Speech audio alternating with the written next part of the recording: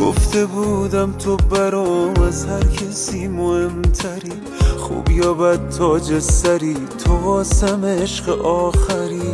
تو عوض شدی که پنبه شد تمام رشته ها، تو رو با فرشته ها گرفته بودم اشتباه. احتیاجم بودی یا ندیدمت دور و برم، جام تو زندگیت نبود جا داشتی باز روی سرم.